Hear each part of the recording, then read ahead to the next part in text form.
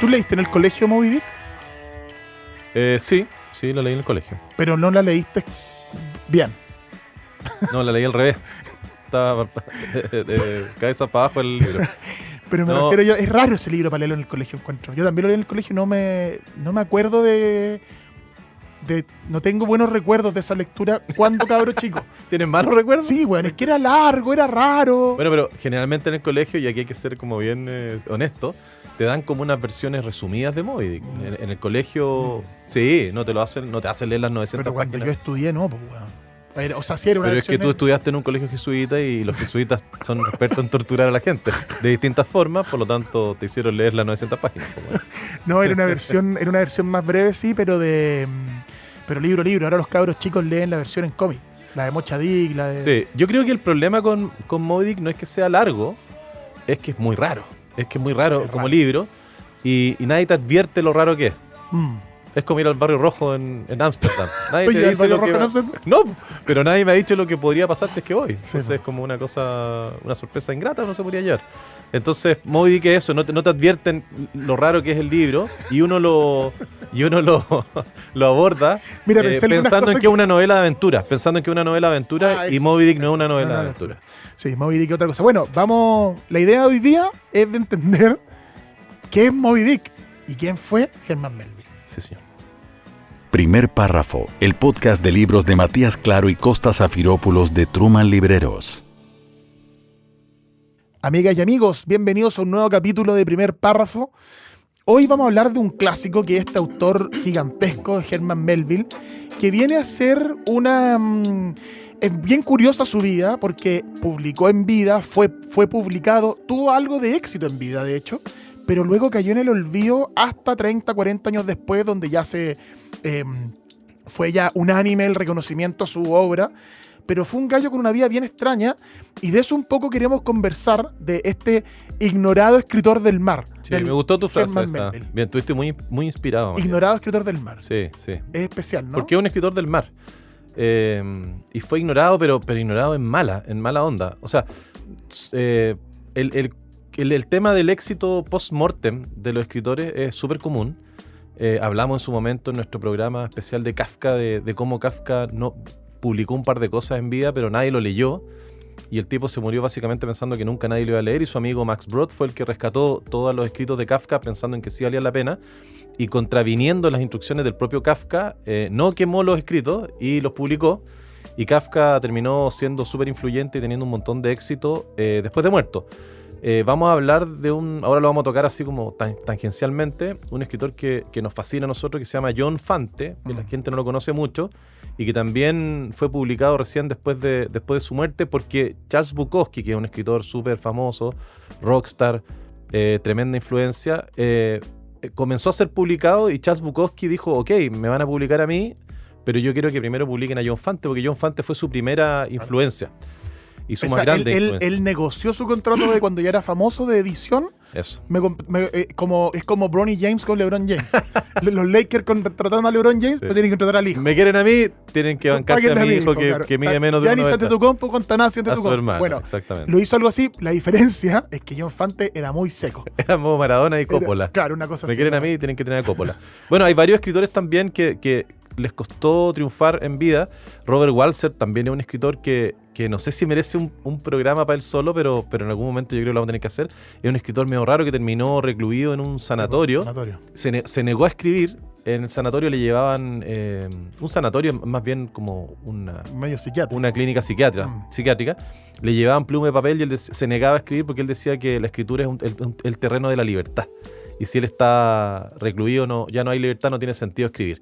Y Robert Walser tuvo relativo éxito al principio de su carrera cuando escribía para la prensa, pero después sus grandes novelas no las leyó nadie. Está el caso de Juan Emar también. Sí, Juan Emar, un autor chileno que también fue leído, por cierto, pero es como ese cliché que hablan de escritor de escritores. Como que se lee poco, se lee bien, pero se lee poco, porque no es tan masivo.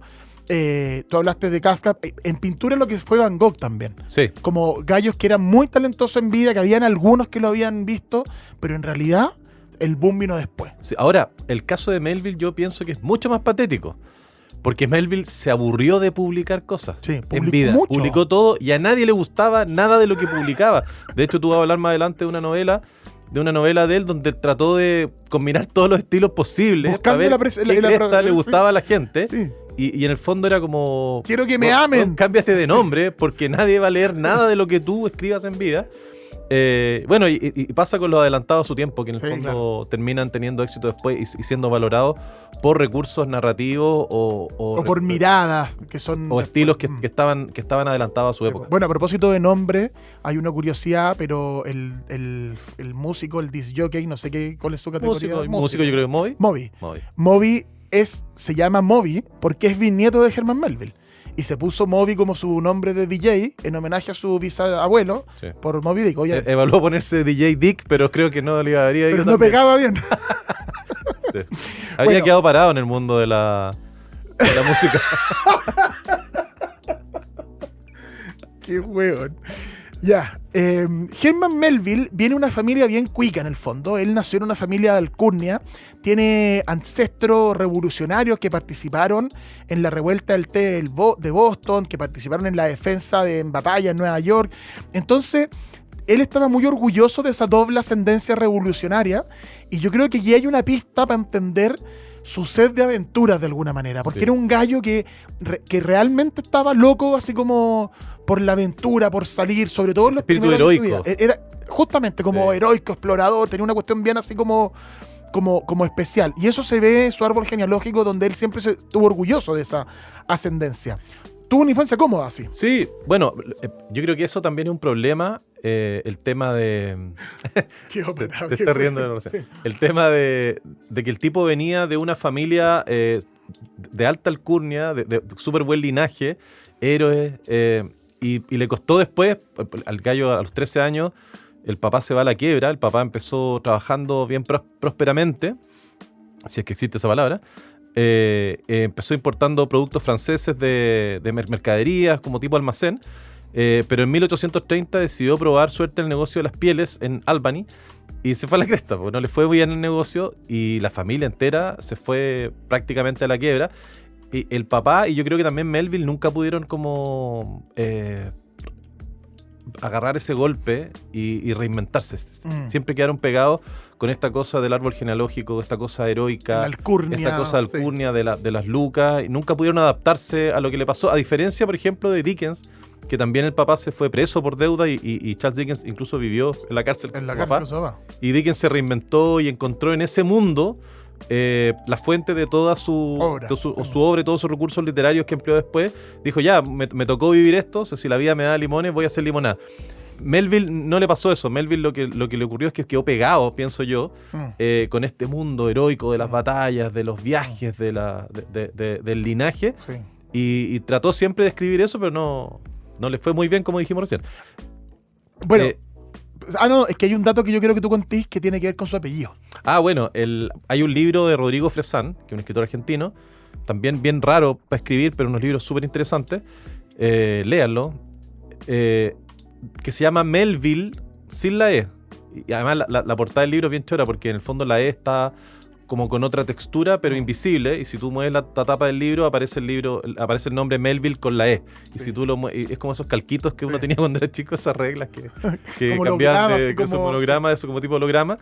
Y esa E habla de lo que estamos comentando recién. Una vez que muere el papá de Melville, que se llama Alan Melville, Y que está el rumor de que se puede haber suicidado por las deudas, Sí. pero como eran muy religiosos lo ocultaron eso. que no va a ser el primero ni el último, la mamá toma esa decisión de agregarle la E, como que afrancesar el apellido un poquito, cambiarle el tono. Además, weón, puta, todos andaban persiguiendo a un tal Melville sin E para cobrarle, yo también me cambiaré el apellido, weón.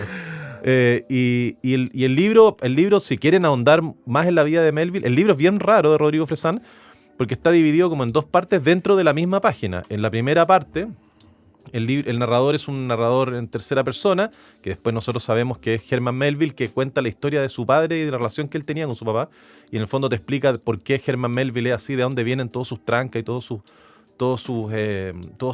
issues, todos sus asuntos, todos sus problemas sin resolver. Y la mitad de la página para abajo son notas del propio Melville hablando de su papá, pero como si fueran notas al margen. Es complejo el libro de leer, pero ahonda muchísimo y además ficciona en todo lo que era la relación de Alan Melville con Herman Melville, que fue el escritor. Bueno, Herman Melville a los 18 años, cuando ya tenía que irse a la universidad y que ya había pasado por pobreza, digamos, el padre ya no estaba, no quiso estudiar y se embarcó en un primer viaje marino, que era Nueva York, Liverpool. Le gustó eso, pero intentó tener una vida en el continente, digamos. Intentó ser profesor, intentó trabajar en un banco, en una granja, no le resultó. Había que ganar lucas también. Había que ganar lucas y decide volver al mar. Y esa vuelta al mar es la que marca su vida creativa, su vida literaria. Esta sed de aventura que hablábamos, como de anhelo de heroicismo y de ser como el bacán. Trabaja en un barco ballenero. En ese barco ballenero abandonan el barco en un momento en una isla, en la isla Marquesa, en un archipiélago. Caen en manos de una tribu de caníbales, mares del sur, los Taipí. Permaneció en los Taipí durante un mes, lo venden a otro barco, él se va a otro barco ballenero después, el Lucian, está un mes y medio, desembarca en Tahití, acusado de amotinamiento. Entonces, pero ¿tú te imaginas lo que es tratar de conciliar el sueño en una tribu de caníbales, weón? En la noche, tratando de quedarte dormido, cabeceando. ¿Quién anda ahí? Matías, déjame el brazo. Déjate de morder. Terrible, no confías en nadie. No, horroroso. Bueno, y se queda en Tahití, estuvo encarcelado en Tahití y luego vagabundeó un rato como por la isla, se llamaban la Isla de la Sociedad, y se los puso así James Cook cuando como el nombre las colonizó en honor a la Royal Society, por eso le puso la Isla de la Sociedad. Y estuvo en esta isla vagabundeando, trabajó en una granja de papa y qué sé yo, y después se va en otro barco ballenero como arponero. Y en ese barco ballenero trabaja ya también un mes más y después llega a Estados Unidos, vuelve a Estados Unidos, y en Estados Unidos, después de casi 4 años navegando y estando en esta aventura, ya se baja y decide escribir. Imagínate todas las experiencias que el tipo, o sea, ¿quién ha sido vendido por una tribu de caníbales? No vendamos, este weón no sirve para nada. Como tú decís, durmiendo. Imagínate tratando de dormir. Caníbales. No hay pastillas para dormir en las tribus caníbales. Despertáis la mitad del cuerpo nomás. Oye, Bueno, dormí con el cuerpo un poco cortado. Tengo el cuello medio mordido. Oye, no, mira, lo que pasa con Melville en el fondo, que lo hemos hablado a propósito de otros escritores, es también este tema de escribe de lo que sabes. Sí, po. Si tú quieres partir escribiendo, nosotros no somos escritores ni mucho menos, nos falta muchísimo talento y muchísima disciplina para ser escritores. Yo creo que eso es lo principal, además. Sí. Somos libreros, unos humildes libreros. Pero todos los consejos de todos los escritores son parte escribiendo de lo que sabes. O sea, no escribas de cosas que no entiendes o que te tienes que documentar mucho. Y Melville empezó escribiendo de lo que sabía y además de lo que le gustaba, porque la sed de aventura era lo que el tipo lo movía. Cuando vuelve de este periplo que tú mencionas, Matías, se empieza a dedicar de lleno como a su carrera literaria y el gallo empezó a entender que era entretenido. Se pegaba unas vueltas por los bares, contaba historias súper exóticas que tenían lugar en estas islas. Claro. Sabía narrar y era entretenido, y con unos copetes encima dijo, oye, ¿sabes qué? Parece que soy bueno para contar historias. Y escribe su primer libro, que se llama Taipei, y fue el único éxito que tuvo Melville, un éxito relativo también, fue reconocido, tuvo hartas ventas, porque en ese tiempo la literatura de aventuras se nutría de todos estos hechos como verídicos. Era muy preciso en las descripciones, en la información, en los temas técnicos de la navegación, de los indios, de cómo se describían. Muchos de estos libros venían de repente con ilustraciones, entonces era bien entretenido. Esa literatura un poquito más profunda, como más metafísica, todavía no llegaba a su pico. Y era una época donde las exploraciones y el descubrir el mundo todavía era muy interesante para el público. No olvidemos que en esos años, segunda mitad de los 1800, los inicios de 1900, todavía está el tema de la exploración del Ártico. Había cosas desconocidas. La conquista del Polo Sur. Entonces, todas estas historias de aventura eran muy atractivas para el público y eso generó Taipei. Era la única forma de saber esas cosas. Claro. Que alguien de primera fuente te las contara. Claro. Él siempre fue un gran lector. Su papá también era un gran lector, le inculcó esto. Era fanático de Shakespeare.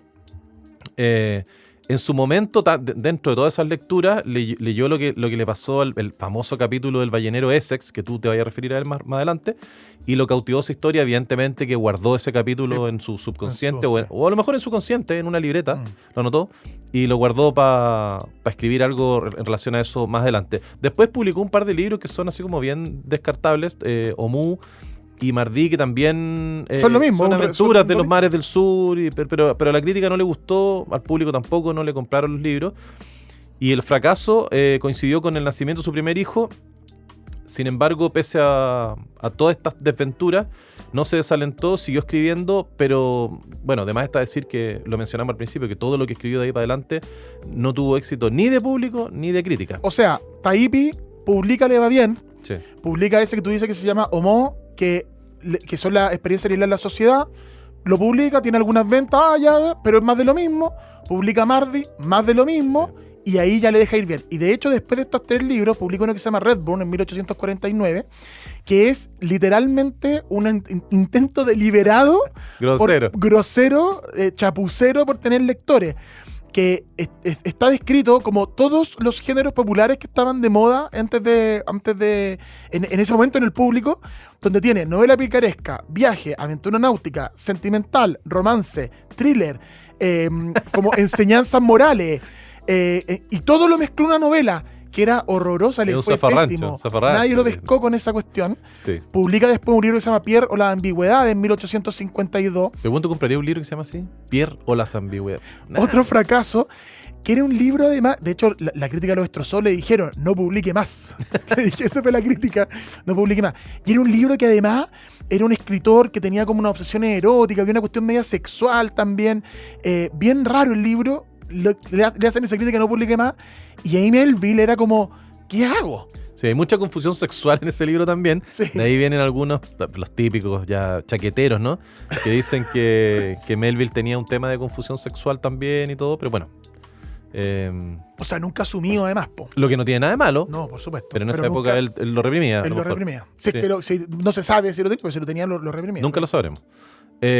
Bueno, al final, después de todos estos intentos de escribir, de tratar de triunfar en el mundo de la literatura, y todos estos fracasos, la señora lo siente y le dice, ¿sabes qué, Germán?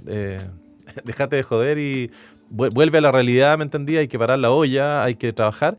Y le consiguen, entre todas las influencias familiares, un puesto de inspector de aduanas de Nueva York. Es súper común esto, también volvemos a Kafka de nuevo, son bien parecidos los dos. Esta cosa de trabajar en una pega que no me gusta mucho, pero que la hago como en piloto automático. Y paro la olla con mucho eso. esfuerzo y con eso paro la olla y sigo tratando de escribir lo que a mí me gusta, pero o no me atrevo a publicarlo en el caso de Kafka, o nadie se interesa, o en el caso de Melville, hueva que publico, a nadie le gusta, pues. Entonces es terrible. Y además una pega como bien rutinaria, bien kafkiana, Sí, por así decirlo. sí. Ocupó ese puesto un montón de tiempo, 19 años. Después vamos a hablar más adelante de que Melville fue al principio novelista, pero la gran parte de su vida fue poeta, que con mucho menos reconocimiento incluso. Y hay una anécdota súper entretenida de cómo él logró mantener ese puesto tanto tiempo. Porque era un puesto que tenía que ver con política de alguna manera. Claro, pero él en realidad dejaba de lado la política, le interesaba la literatura y era como súper reconocido como uno de los pocos funcionarios incorruptibles, que hacía siempre lo correcto y que hacía su pega. Y había un tipo que estaba en las sombras, que visualizó esto y lo mantuvo en ese puesto. Lo protegió de alguna manera, sí. Que era uno de sus superiores, que terminó siendo después presidente de los Estados Unidos, que es Chester Arthur, y él lo protegió porque era incorruptible y porque además le gustaba mucho la obra de Melville. Era uno de los pocos que disfrutaba con la obra de Melville en ese tiempo. Imagínate. Bueno, en el caso de Melville, aquí no hemos saltado entre el 52 y el 66. Hay un par de libros que hay que mencionar. Sí, los vamos a mencionar. Los vamos a mencionar más adelante. El año 67 se suicida a su hijo. Se supone que es accidental, pero se habla de que es un suicidio, su hijo mayor. Y queda un poco herido de alguna manera. Melville era un gallo bien irascible, y de alguna manera eso también afectó su vida familiar. Sí, o sea, imagínate el trauma de la niñez de vivir acomodado y pasar a la bancarrota, a descartar totalmente la universidad porque no correspondía, porque tenía que salir a trabajar. Imagínate tener un papá raro, extraño, dañado también, el papá de Melville. Imagínate que tu vocación, o sea, No te va piensa bien. todo lo que, bueno, viviste con los caníbales, todo lo que te pasó en esos años, también quedaste marcado. y tu vocación y tu pasión no encaja por ninguna parte, no es bien recibida por ninguna parte, tenés problemas con tu señora y tu hijo se suicida. Que a lo mejor también el suicidio del hijo es producto de todo este tema de Melville. Se le conocía por sus cambios de humor impredecibles, que seguramente a lo mejor tenían que ver con alguna depresión profunda, que en ese tiempo no sabía. Intimidaba a sus sirvientes, esposas e hijos.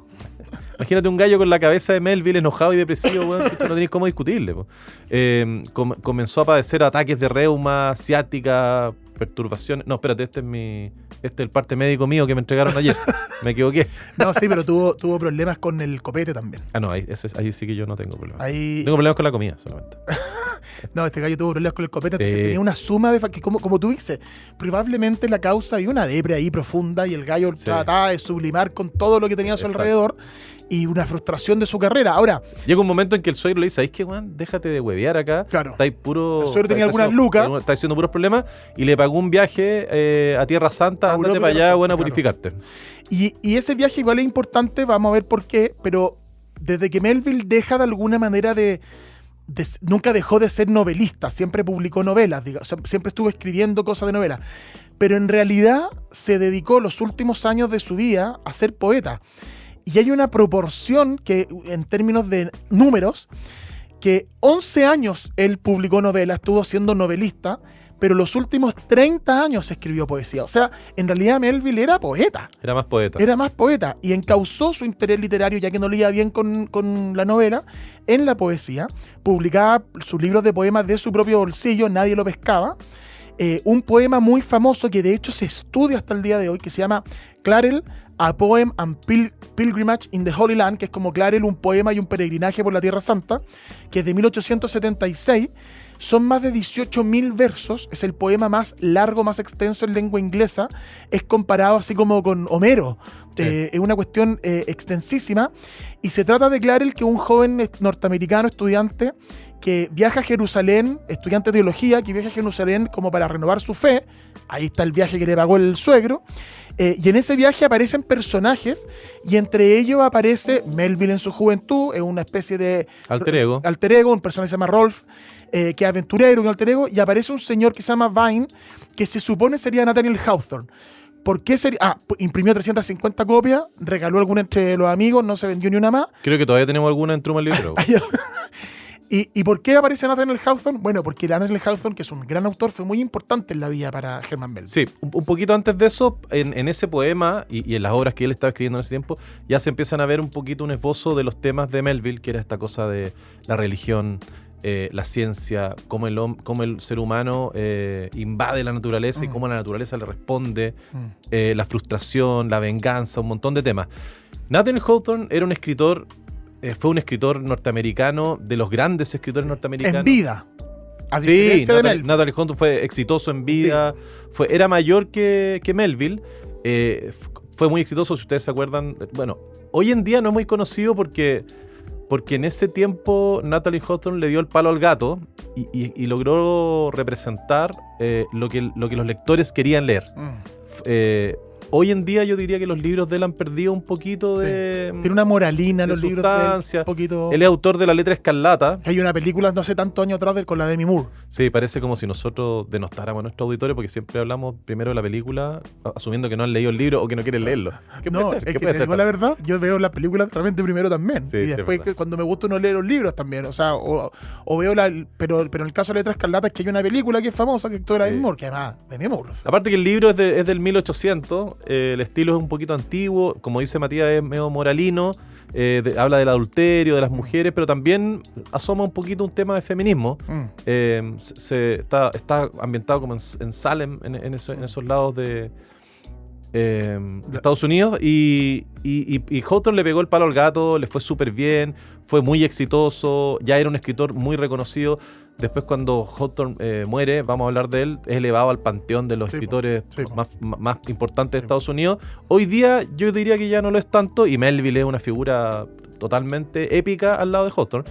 Pero se conocen ellos dos porque Melville se fue a vivir a una casita, una parcela. Y una tarde en 1850 los pilló al grupito de gente que andaba paseando una tormenta, se fueron a refugiar a un lugarcito, Y se conocieron y obviamente que engancharon los dos. Melville lo conocía, lo admiraba. Melville lo conocía, lo admiraba. Hawthorne creo que lo ubicaba, pero tampoco no era muy... Melville no era muy importante, había publicado un par de cositas al principio y después ya todo el mundo le había perdido la pista.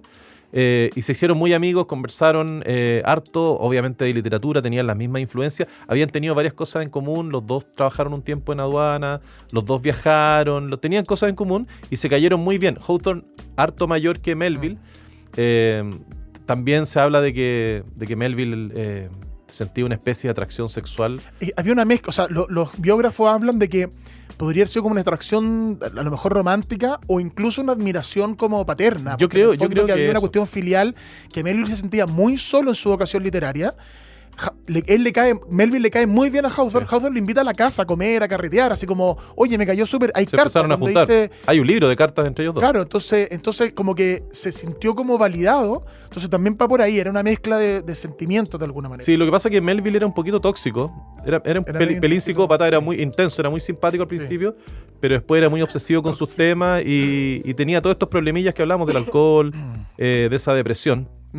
La influencia de Hawthorne es reconocida por todos, incluso por el propio Melville. La novela Moby Dick iba encaminada hacia una nueva novela de aventuras, de la navegación, de exploración, y se dice que Hawthorne influyó en Melville para decirle, oye, ¿sabéis qué, gallo? Yo creo que la novela debería ir para este otro lado, debería ser un poquito más metafísica. Le agregó como esa mirada más... como más profunda, como más del profunda, conflicto claro, humano, claro, la encarnación del justamente. mal y todas esas cosas. Tanto es así que Melville le termina dedicando Moby Dick a su amigo Nat H, le Sí, decía él. en esos mismos años, Hawthorne estaba escribiendo la letra escarlata. Sí. Que se llama letra escarlata porque les bordaban una letra a Una la infieles, ¿cómo se A llama? las adúlteras. A la adúltera. Una A de adúltera. Claro. Sí. Esa es la letra escarlata. A la Demi Moore. A la Demi Moore. Gary Oldman actuó en esa película, me acuerdo también. Bueno, como tú dices, ambos muy con bien común, esto de haber perdido al padre joven, haber trabajado en aduana, amar el mar, cosas así. Se hacen muy amigos, alcanzan esta amistad. Era medio tóxico y rápidamente esa amistad se enfría. Y se distancian. Sí. Pero quedó para siempre el aporte que le hace Hawthorne a Melville con Moby Dick. Y hay que hablar de Moby Dick. Sí, bueno, también Melville un poquito envidiosillo Sí. de la fama de Hawthorne, sobre todo cuando Hawthorne muere. Recordemos que Hawthorne también escribió el relato famosísimo que se llama Wakefield, que lo hemos mencionado en otros programas, no me acuerdo en cuál, que se trata de este gallo que de un día para otro decide irse a, no sé, 3 cuadras. No le dice a nadie y se va. No le dice a nadie, se va de su casa y se queda viviendo 5 cuadras de su casa, observando a su familia para el resto de la vida y no aparece nunca más. Esas decisiones que se conectan un poquito con Bartleby, que es un relato importantísimo de Melville, que lo vamos a mencionar a continuación. Entonces, cuando muere Hawthorne, es elevado inmediatamente al panteón de los mejores escritores norteamericanos, junto con Fenimore Cooper, de El último de los Mohicanos, con Washington Irving, de Cuentos de la Alhambra, y algunos también incluyen en esa triada o en ese panteón a Edgar Allan Poe. Entonces, Melville resiente un poco eso y dice, pucha, el espacio del loco psicópata oscuro que escribe Alcohólico. cosas, el alcohólico, ya está ocupado por Edgar Allan Poe. Yo no puedo ocupar ese espacio. Bueno, en esos años, como adelantamos antes, estaba con lo de Moby Dick. Sí. Y Moby Dick, hay que decir un par de cosas que vale mucho la pena mencionarla. Que Moby Dick es chilena, de alguna manera. Sí, la ballena. La ballena es chilena. Eso es bien interesante porque... y en vida solo se vendieron 3.000 ejemplares. Pero qué increíble. Que es una novela brutal, que hay miles de lectores, y en vida de Melville, desde que la publicó hasta que se murió, solo vendió 3.000 ejemplares. Sí. Y es la gran novela americana. Después de Moby Dick en el siglo XX, es como un cliché, pero así como todos los escritores norteamericanos, en algún momento de su carrera, quieren escribir la gran novela americana como Moby Dick. Como Moby Dick. Y no lo logran. O sea, todavía nadie lo ha logrado, yo creo. Todavía nadie lo ha logrado. Y hay muchos imitadores, o sea, no imitadores, pero hay muchas novelas inspiradas en esa novela. Meridiano de Sangre, lo hablamos en su momento, de eso, sí. A propósito del capítulo de Cormac McCarthy, tiene esa cosa de la encarnación del mal en una persona o en un animal o en la misma naturaleza, de cómo las cosas se pierden de control, se salen de control. En Meridiano de Sangre recordemos que es un grupo de mercenarios que es contratado para matar, para empezar a sacar a los indios de sus tierras. Los contratan los mexicanos, el grupo Glanton, y terminan matando a los indios, terminan matando a los propios mexicanos que los contrataron. Es una barbarie, muy parecido a Moby Dick, pero en el oeste. Moby Dick aparentemente es como... El juez Holden. El juez Holden. Aparentemente Moby Dick aparece como una novela de aventuras, como lo mencionamos al principio del programa, sobre el mundo de las ballenas, sobre la caza de las ballenas, cómo los humanos se relacionan con este mundo. Una novela como un poco técnica, hablando de las técnicas de navegación, de los puestos dentro del organigrama, la estructura dentro del organigrama del barco. Sin embargo, obviamente es mucho más que eso, porque si fuera una novela solamente de la caza de ballenas, no habría tenido el éxito y la importancia que tiene ahora. Claro. En el fondo es una representación del mal encarnado en un animal, que podría haber sido una ballena, podría haber sido un elefante, podría haber sido cualquier cosa, pero es una ballena blanca. Sí.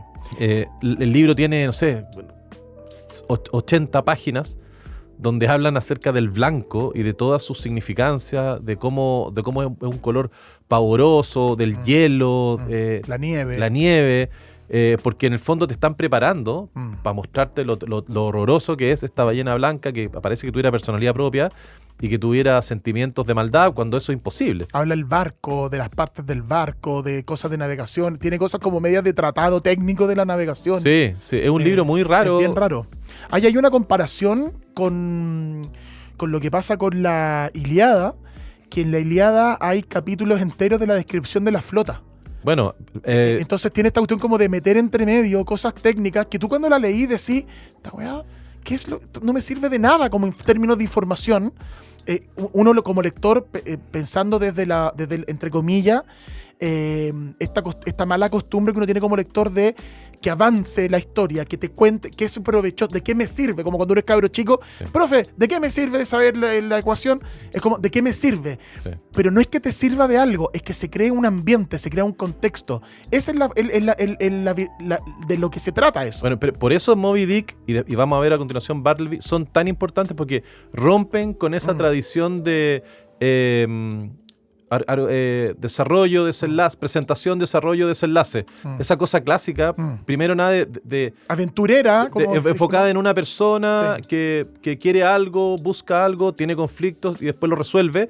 Melville rompe con eso en Moby Dick, en la forma estética de cómo te presenta los hechos y además en el valor lírico, porque Moby Dick es casi un poema. Esa es la gracia de Moby Dick también, tiene un valor lírico tremendo. Y en Bartleby, el momento en que el narrador entra en la vida del personaje.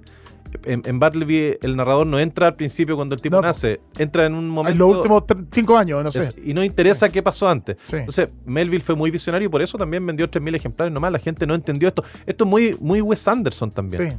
Sí. De presentarte un listado de cosas del supermercado, de todo lo que en el fondo va uniendo piezas para mostrarte un escenario, para transmitirte una sensación. George Perec, La vida de instrucciones de uso, estos libros que uno no lo entiende de repente, que son como... describen una ciudad, describen una comida, te cuentan lo que le pasó al amigo del personaje, pero no tienen una estructura lineal clásica. Que acá en Chile, por ejemplo, lo hizo, y yo creo que lo hizo bastante bien, Mike Wilson con Leñador, que es una novela de un leñador en Alaska y que se gasta muchas páginas al inicio hablando del hacha, del filo, de cómo cortar el tronco, y tú decís, pero ¿cuál es la historia de esto? Esa es la historia, po. Sí. ¿Cachai? Como esa precisión, esa cuestión, y eso empieza a transmitir como un ambiente, una sensación. Te sumerge. Sí. El primer libro de Grady Hendrix que hablamos, que también es como una especie de tratado que viene con... Es como un cuaderno medio patchwork, con notas que uno saca de todos lados y uno más o menos va armando el escenario. Sí. Moby Dick logró eso. Al final es la historia de un hombre obsesionado con la venganza, que decide perseguir a un animal porque piensa que el mal está encarnado en ese animal. El capitán Ahab, que es el protagonista, que es un psicópata, que tiene una pierna de mandíbula de ballena. O sea, tiene una pierna tallada de una mandíbula. De una mandíbula de ballena, claro, que obviamente que no lo dice, pero sabemos que esa misma ballena fue la que le rompió la pierna en algún momento y él se quiere vengar como si fuera una persona. Es un loco. Y hay ahí una, que tú lo mencionaste por ahí a Wes Anderson, me acordé, Steve Zissou. Claro. Steve Zissou, que cuando matan a su amigo amante y tiene que vender la idea...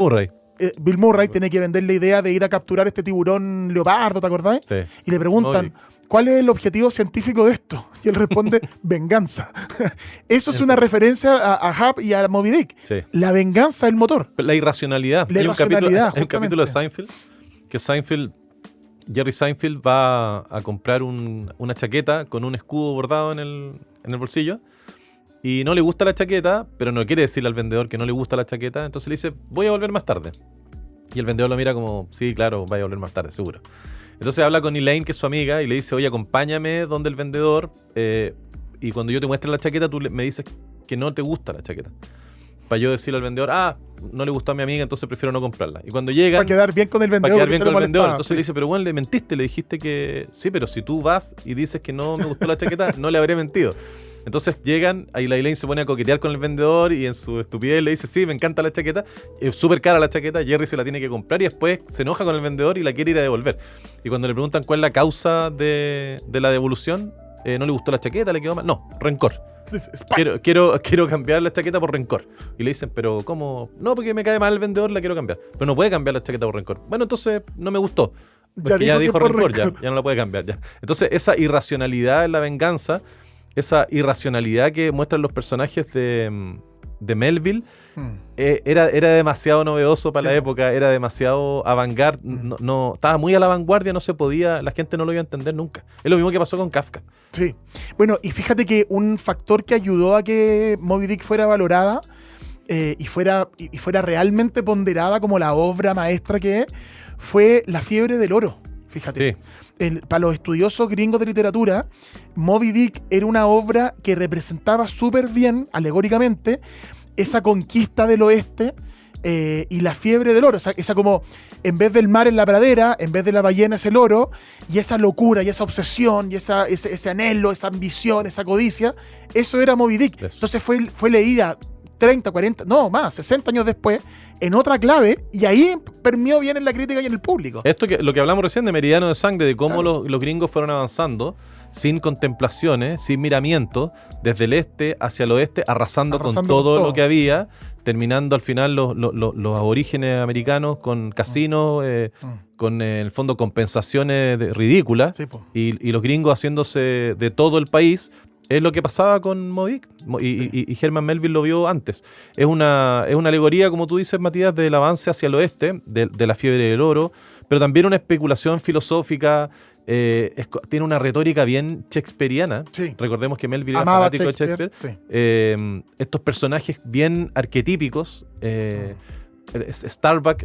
Es un dato. Starbuck, el personaje que es la razón, es la voz de la razón en el barco, que muchas veces va en contra del capitán Ahab, que es un loco que no se guía por ningún aspecto racional, y Starbuck es el que pone la voz de la razón y todo, hasta que un mundo lo empieza a mirar feo porque es demasiado correcto.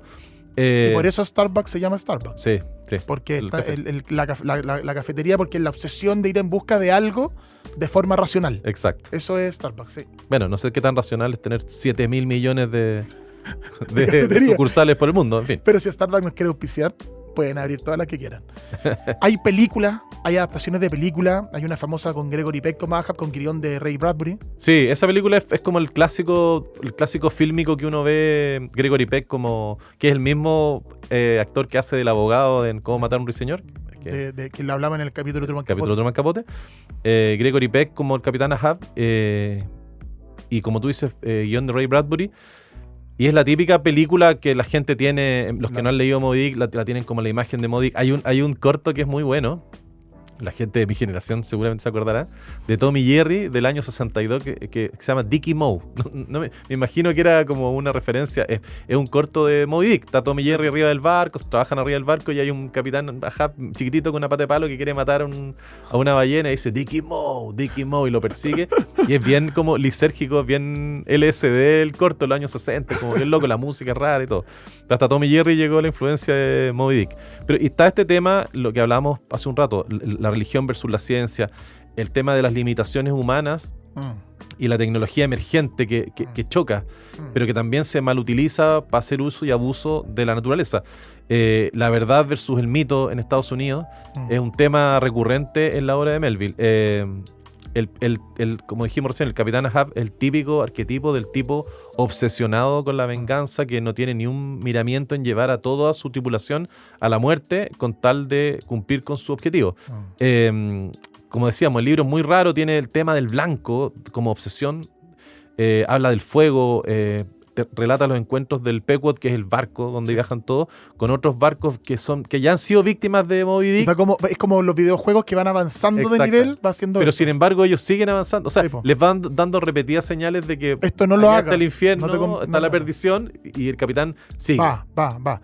Bueno, mencionamos por ahí que Moby Dick es chilena, y eso se basa en dos historias. O sea, no es solo una historia de por qué Moby Dick es chilena, sino que son dos.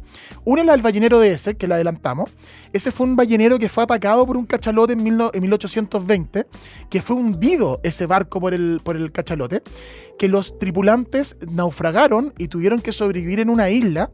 91 días después fueron rescatados, pero esos 90 días, esos 3 meses, se agotaron los recursos de la isla y tuvieron que recurrir al canibalismo. Pero imagínate, 5 pelagatos, no sé cuánto eran, agotaron los recursos de la isla. Era una buena enana. Se acabó todo lo que no había nada y tuvieron que empezar a comerse a los muertos.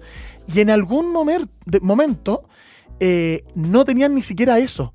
Y tuvieron que elegir quién moría para alimentar a los demás. Tuvieron que empezar a comerse a los vivos. A los vivos. Hicieron un sorteo que perdió el primo menor, que era el capitán era el primo menor del capitán. O sea, tenía como cuña santo en la corte. Es un sorteo para quién va a morir, que va a servir de alimento para los demás. Justamente. Y perdió el sorteo. Ante notario. Y tuvieron que hacer un sorteo para ver quién lo ejecutaba. ¿Cachai? Bueno, y finalmente se comieron, murió uno de los gallos, con eso sobrevivieron y fueron rescatados después de 90 días. Y este ballenero de Essex fue una historia muy famosa que incluso sirvió de inspiración a Alan Poe. Sí, las aventuras de Arthur Gordon Pym también se basó en ese relato Edgar Allan Poe. Dejó de lado todo el tema de la cacería de ballena y todo, y se centró en esta desesperación de estos náufragos. Yo escuché, no sé si era verdad, pero escuché que cuando los náufragos los rescataron, descubrieron que hay un restaurante en el otro lado de la isla. Hay un chiste, hay un buffet. Hay una película hace poco que tiene eso, que es esta película del crucero. Del crucero, que todos terminan vomitando y muriendo y qué sé yo. ¿Cómo se llama? Y que la niña y la que es un holandés. Sí, esa película. Que sí, fue nominada al Oscar hace poco, sí. Sí. Y que después hay otra en la vuelta de la isla. Bueno. Y la otra inspiración de Moby Dick es un cachalote albino que estaba en la isla de Mocha. ¿Qué tiene que ver mi hijo chico en esto? Que estaba en la isla de Mocha en 1839, que lo llamaban Mocha Dick, o sea, ya la referencia es bien evidente, y que fue publicado el relato en 1839 en la revista Knickerbocker, de la revista neoyorquina, y que ocurre en Chile. O sea, es una ballena chilena, y era un cachalote que lo habían tratado de cazar y tenía los arpones pegados en el lomo porque no se moría. Era bien así como un monstruo, en años donde el miedo a lo desconocido, lo que hablábamos antes, este lugar de exploración. Entonces, había mitología también, el Kraken, claro, ¿qué es lo que es esto? Claro, este cachalote gigantesco era Mocha Dick. Bueno, esa es la historia que rescata después Francisco Ortega y Gonzalo Martínez, que lo mencionamos, lo adelantamos, en el cómics Mocha Dick, que es el día en que se está leyendo en los colegios, porque es visual y rescata un poco lo chileno de la historia. Es como la apropiación cultural de los gringos. No, pues si Mocha Dick es chilena, pues, ¿cachai? Sí. ¿Qué sucede? ¿Qué sucede? ¿Qué sucede? Bueno, sigue siendo muy vigente Moby Dick. Hay una página web que se llama Moby Dick Big Read. No es Big Dick, es Moby Big Dicks. Moby Dick Big Read, que es una lectura online de los 135 capítulos de Moby Dick de Herman Melville, leído por gallos bien famosos, David Cameron, la Tilda Swinton, Stephen Fry. Hay gallos bien famosos ahí.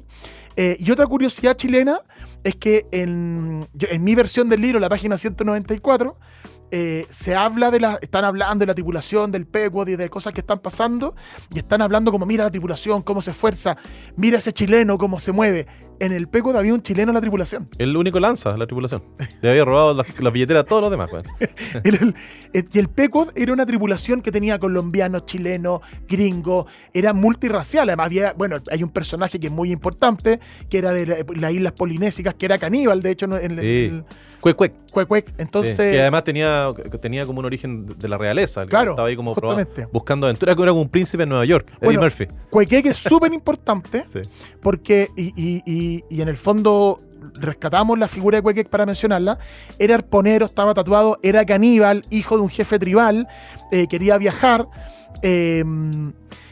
Su muerte es muy importante para el narrador, que es Yamad Mismael, que es el protagonista, una frase famosísima, uno de los inicios más famosos de la Así literatura. empieza, sí. Yamad Mismael, es muy importante, y de hecho, entre Ismael y Quequec hay una relación afectiva. Ay, Matías, tú se ha siempre visto- viendo debajo del agua. No, pero se ha visto, se analiza como una potencial relación afectiva, sexual, erótica, ¿Qué siempre estás que, proyectando? que tiene que ver con el mundo como súper viril y masculino, y que tiene que ver con la historia de Melville también, de alguna manera, lo que mencionamos antes de Hawthorne. Entonces también de hecho hay un matrimonio entre ellos. Sí. Entonces hay una historia entre eso.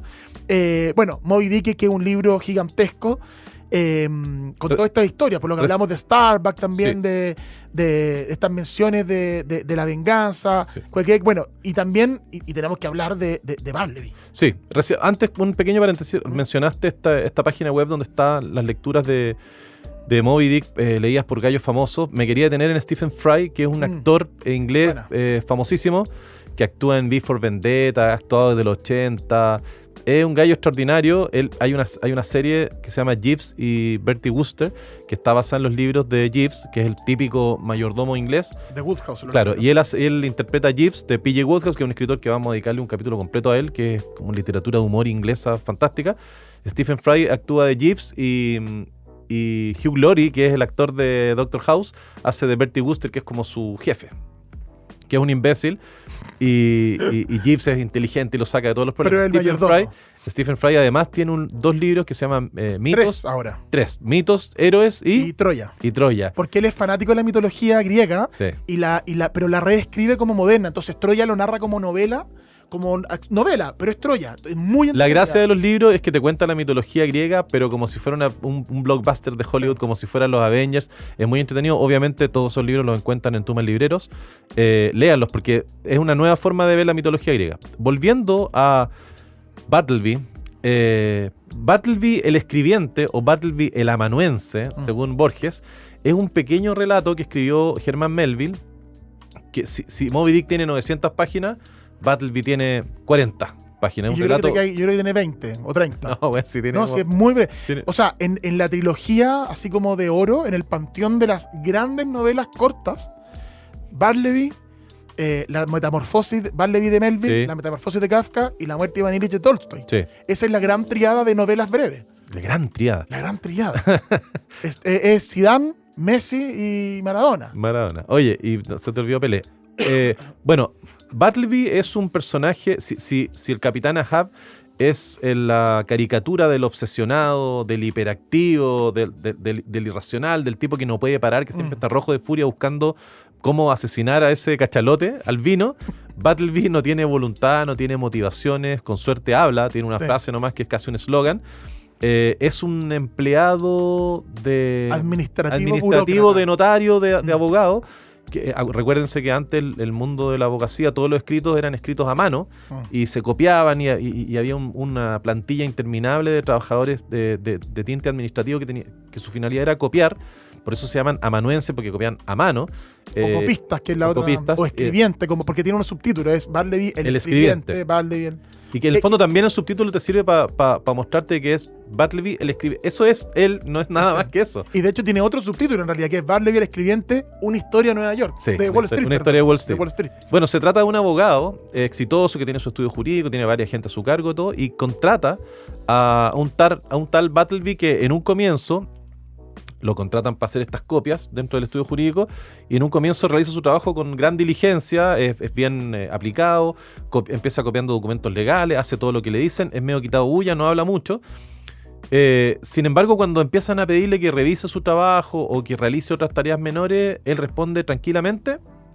Preferiría no hacerlo. Claro, que es una gran frase. Sí, dale, no, perdón. Porque no es pasivo-agresiva, pero es violenta, pacífica. Sí. O sea, en el fondo, él preferiría no hacerlo, no lo voy a hacer, no tengo por qué hacerlo, a mí no me corresponde, no me pagan para eso. Si me preguntáis, yo preferiría no hacerlo. Y una respuesta que te desarma. Hay un análisis que me va a adelantar un poquito, pero hay un análisis ahí con la traducción, que hay una traducción de un autor chileno, que es Roberto Castillo Sandoval, que analiza esto. Él hace una traducción de Bartleby que le pone una historia a Nueva York y analiza esto como de I would prefer not to. Y dice como es, preferiría no hacerlo o preferiría que no. Y es como, no es lo mismo, po. No es lo mismo. Yo creo que preferiría, la traducción de Borges dice preferiría no hacerlo. Y a mí me parece que preferiría no hacerlo refleja más esta cosa de oposición pacífica. Sí, y además el condicional. El preferiría sí, no hacerlo. Sí. Es doble condicional. No es prefiero no hacerlo. Sí, po. Y además prefiero que no implica como prefiero un no. Eso. El otro es preferiría no hacerlo. El no hacerlo incluso también es como medio condicional, ¿cachai? Sí. Bueno, y empieza a pasar el tiempo, le empiezan a encargar cosas a Bartleby, de las cosas más simples a las cosas más complejas, y él cada vez responde preferiría no hacerlo, y se empiezan a dar cuenta, pucha, ¿para qué está este gallo acá? No hace nada. ¿No? Y finalmente él deja de trabajar por completo, sí. Pero permanece en la oficina, sí, no se vive quiere en la ir, no oficina. tiene... Entonces voy a volver al momento en que recién mencioné, que es como cuando elige Herman Melville meterse a narrarnos la historia de Bartleby. No nos cuenta desde su infancia, de por qué es así, por qué le pasó, por qué llegó a tener esta cosa que también es como una depresión, es como no quiero hacer nada, quiero estar aquí, ni siquiera me muevan. Me encanta que Melville elija entrar a la historia en este momento, en los descuentos de la vida de Bartleby, sin explicarnos ni siquiera por qué él es así, por qué decidió ser así. Mucha gente dice, lo hemos hablado en otros capítulos, que Bartleby es un relato de 1800 y tanto, donde se sientan las bases del nihilismo, del existencialismo, de todo lo que sería Jean-Paul Sartre, de todo lo que sería Agatha Christophe en el Gran Cuaderno, de Albert Camus con su novela corta, que yo te la agregaría a tu triada, El extranjero, sí, de un tipo que le empiezan a pasar cosas, Meursault, y que lo acusan de un asesinato, que se le muere la mamá. Se le muere la mamá y el tipo no tiene emociones, le da lo mismo, lo condenan, de cómo también relacionado con Paul Auster, de cómo un hecho te empieza a provocar una debacle en tu vida y tú no muestras ninguna oposición ante eso. Bueno, finalmente termina... o sea, ¿cómo será que el abogado se cambia de oficina para deshacerse de Bartleby? No lo puede echar. No lo puede echar y no tiene corazón para echarlo tampoco. Es como una cuestión así como, me da pena dejarlo en la calle, me voy yo de la oficina. Trata de ayudarlo por todos los medios posibles. Y finalmente Bartleby cae en la cárcel, se niega a comer y termina muriendo de inanición. Y en esto también hay una como un adelanto también a lo que es Kafka. Hay un parentesco ahí con el artista del hambre, como con esos relatos, aunque Bartleby es anterior a Kafka, no hay pruebas de que Kafka lo haya leído. No sabemos, yo quiero creer que sí lo leyó. Yo también me encantaría creer que lo leyó de alguna manera, porque Melville no era conocido, no había sido rescatado todavía cuando Kafka lo lee, o sea, cuando Kafka estaba escribiendo, cuando Kafka escribió El artista del hambre. Pero te das cuenta cómo esta cuestión como las pirámides. Surgen las pirámides en el mundo y surgen acá y surgen allá, y o son los alienígenas o la raza humana es más o menos parecida. Sí. Y las ideas surgen más o menos iguales en todo el mundo. Eso pasa. Yo creo que es un signo de los tiempos. Claro. O sea, si tú miras acá, supongamos que Kafka no leyó Bartleby antes de escribir El artista del hambre. La vida de Kafka es muy parecida a la vida de Melville. Es una vida como con problemas físicos, con problemas de salud. Nunca pudo tener una polola, su señora tenía problemas, se le suicida el hijo, no puede volcarse, no tiene éxito en su vocación, ya sea porque no se atreve a publicar o porque nadie lo quiere publicar o porque lo publican, le va mal, termina autopublicando él. Entonces, y además tiene que ver con lo externo, con qué estaba pasando en el mundo en ese tiempo. O sea, trabajó Melville en un tema de aduana, ¿qué más burocrático que eso? Kafka trabajó en un tema de patentes, de inscripción de propiedad intelectual, el tema de la industrialización, de cómo el mundo avanza hacia la naturaleza, cómo se empiezan a crear estos puestos de trabajo que son irrelevantes, que son una cadena. O sea, estamos hablando de un gallo que se dedicaba a copiar cosas de un lado para otro, ya eso ya no existe ya, güey. Después de Word ya no se necesita de esa gente. Pero una pega absolutamente absurda. Absurda, y estos gallos... tiempos modernos de Chaplin. Y estos dos escritores, exactamente, y estos dos escritores les pasa lo mismo y por lo tanto dan a luz a dos obras muy parecidas. Me encanta esto a mí de Bartleby, de llenar los vacíos, de lo que hemos hablado a propósito de otros capítulos, de lo que hablamos de Tarantino, de la lectura colaborativa. En el fondo es como el lector es el llamado a llenar estos espacios en blanco. Nosotros llenamos los vacíos. ¿Qué le pasó a Bartleby? ¿Por qué es así? Perdió a su familia, tuvo problemas económicos. está enfermo, no sé, nosotros lo decidiremos. Es como, ¿qué es lo que hay dentro de la maleta en Pulp Fiction? No lo sabemos. Da lo mismo. Inventémoslo. Claro. Bartleby es así. Es esa imposición de Herman Melville que te dice, Bartleby es así, trágatelo, asúmelo, no me pidas que te explique por qué es así. Me encanta. ¿Quién es? ¿Qué le pasó? No sabemos. Borges habla de eso, Sí, del salto de fe. Sí, hay un libro bien entretenido que son conversaciones de Borges con Sábato, que lo escribe o lo recopila María Esther Vázquez, y en esas conversaciones entre Borges y Sábato, que eran escritores un poquito opuestos.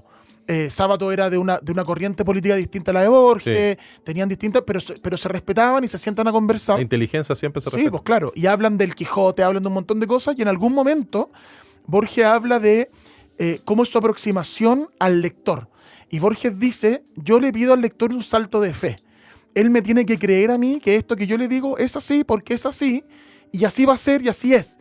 En cambio, él habla de Bioy Casares, que es su amigo, y dice, en cambio Adolfo Bioy Casares busca justificaciones tecnológicas de alguna manera. Entonces, si yo escribo del laberinto, el laberinto es ese, y hay un minotauro, y hay que hacer esto. La invención de Morel, bueno, es que, mira, la máquina o no sé qué, o la tecnología.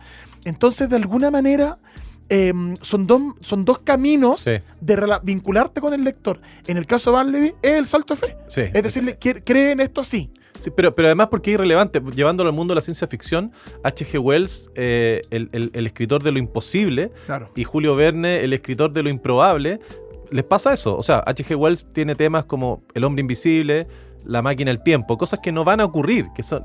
Tenéis que creerme nomás. Hay un salto de fe, Sí. no te explica el proceso, no te Sí. explica de qué está compuesta la poción que toma el hombre invisible. Bueno, es invisible, te lo tenéis que bancar. Sí, po. En cambio, Julio Verne te explica cómo funciona el submarino, te explica de la luna a la tierra, cómo funciona el misil balístico, que está ubicado, bueno, en Cabo Cañaveral, en Florida, porque es el punto más cercano a la luna. Hay Y que una base científica. O sea, no la chuntó. Es así, Es así. y ahí se puso la Exactamente, NASA, ¿cachai? exactamente. Entonces, volviendo a Bartleby, la gracia del relato, en mi opinión, es que rompe con lo que nosotros esperamos como lectores.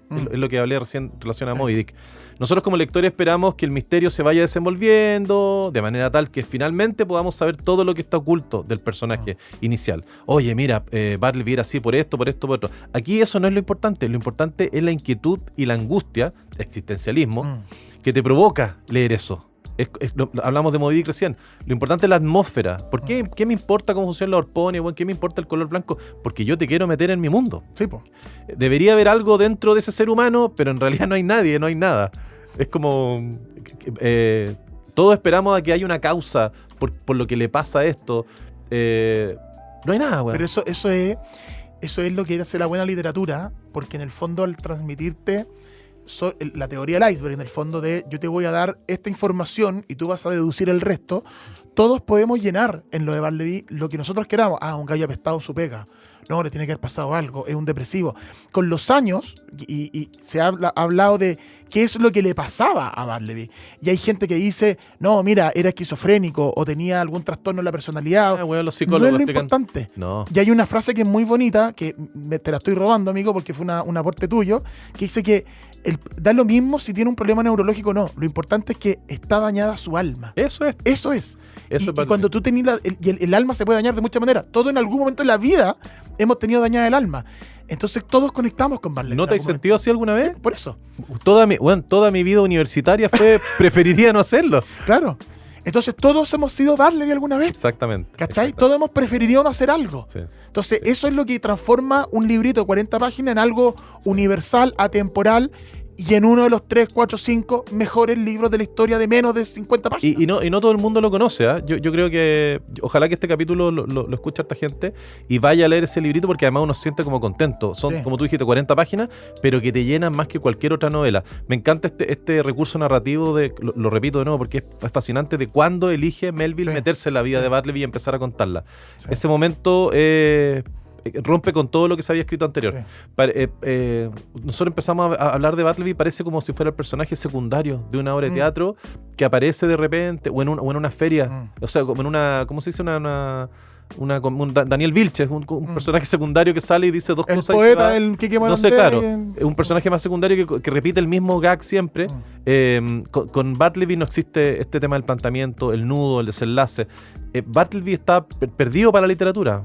es que a lo mejor por eso son 40 páginas y no 200, porque No podría ser más. No hay más, no podéis sacar más de esa beta, Sí, no podéis sacar sí. más oro de esa beta. Es una anomalía, una innovación después de todo.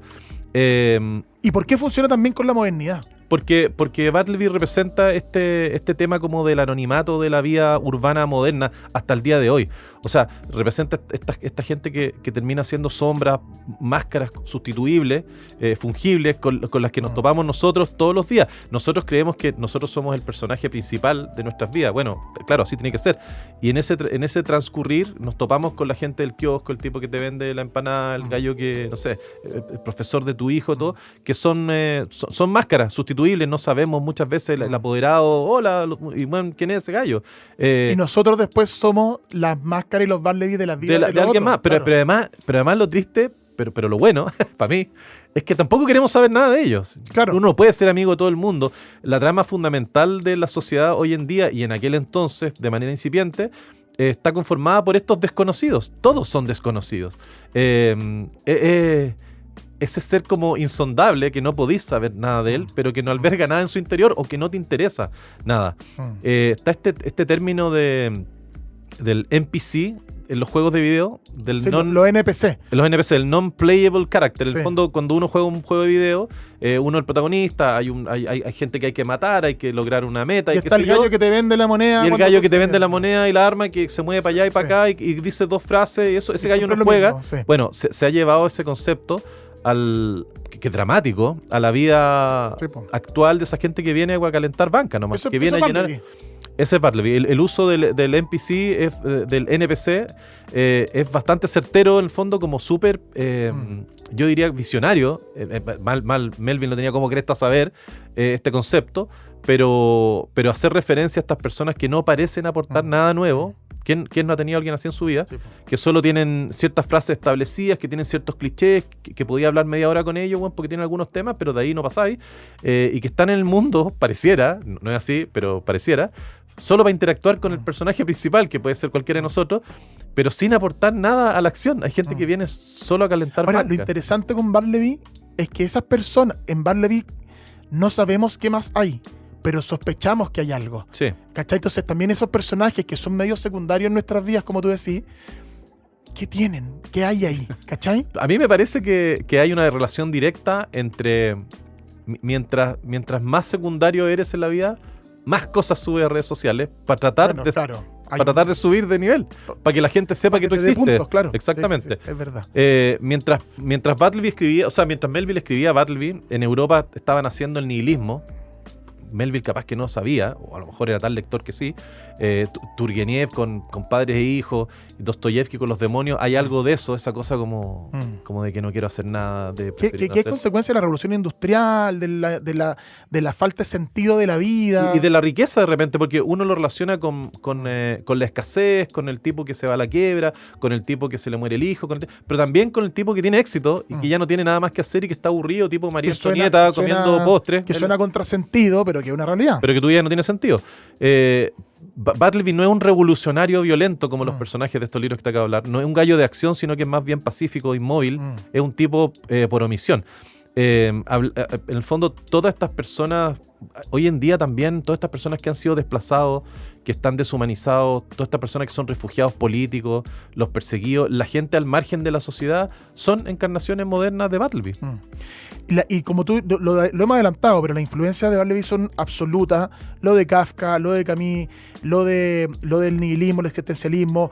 Vilas Mata publica Bartleby y compañía el año 2000, que es un libro de aquellos que dejaron de escribir. De todos los escritores que no quisieron seguir Que es escribiendo. Juan Rulfo, Ya vamos a hablar de eso. en el capítulo. Rimbaud, en algún momento, que Sí. abandonan la literatura. Salinger. Salinger. Stephen King tiene un libro también donde aparece de alguna manera Citado, Bartleby, Bartleby. Saco Huesos. Hablamos de la frase, de lo profundo que es la frase. Ahí hay una referencia. Esto que tú decías recién de la inacción, de más que ser un revolucionario violento, es un revolucionario pacífico. Cómo eso también prefigura a Gandhi, por ejemplo. De manera positiva. ¿Cachai? La resistencia pacífica, Pacífica. ¿cachai? La no violencia, la huelga de hambre. Es como cuando te invito a comer. Tu resistencia pacífica a negarte.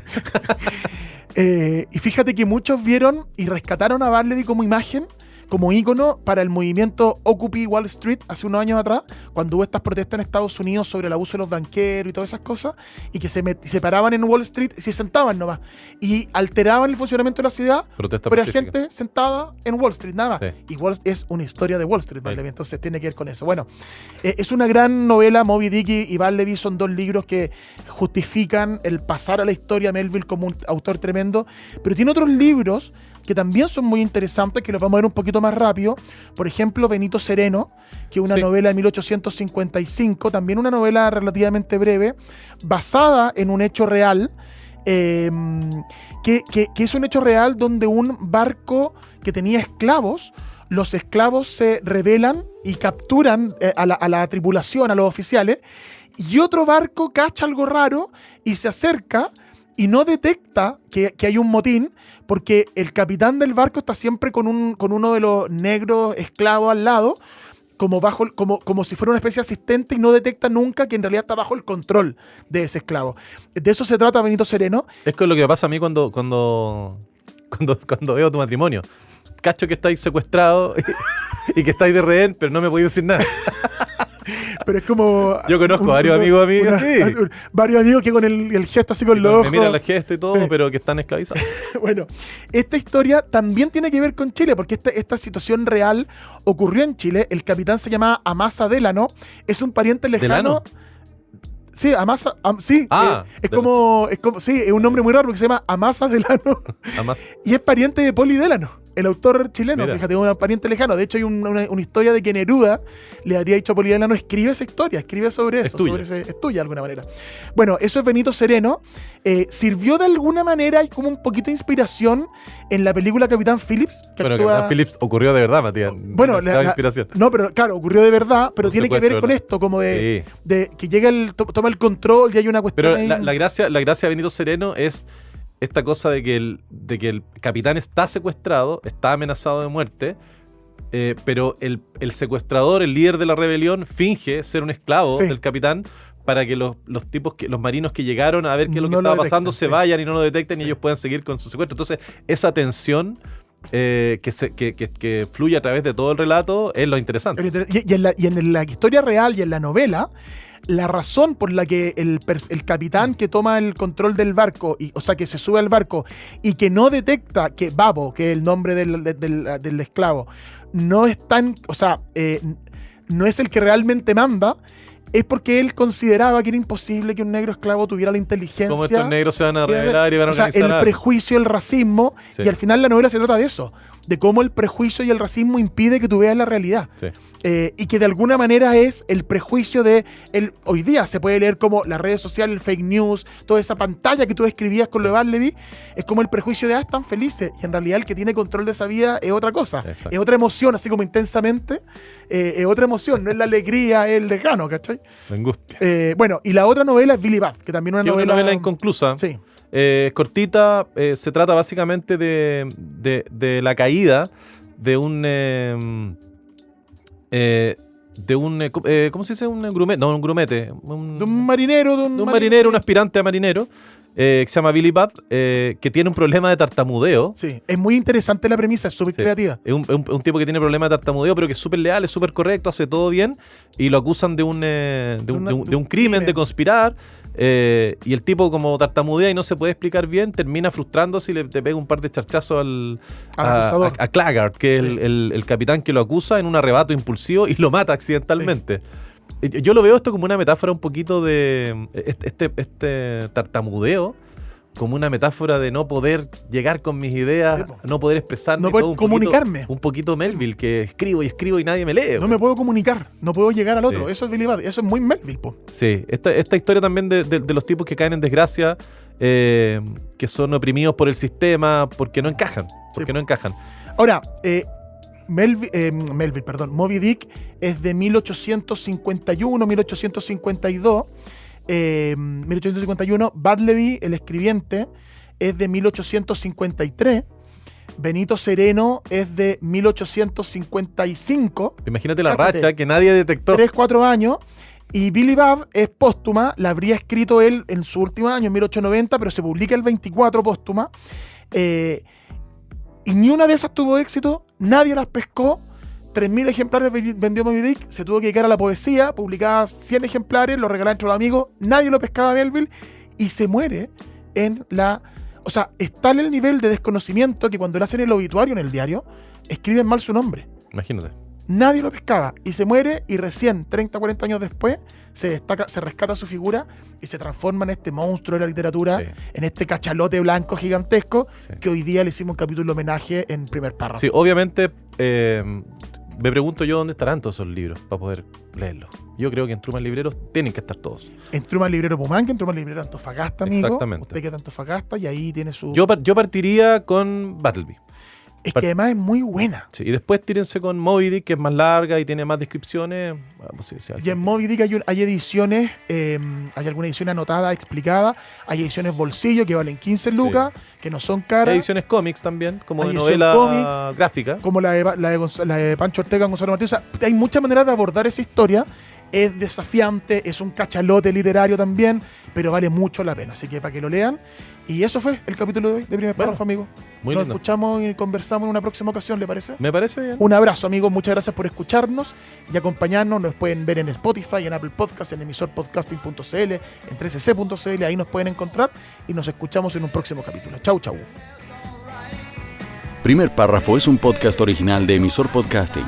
Encuéntralo en emisorpodcasting.com, Spotify, YouTube y donde sea que escuches podcast.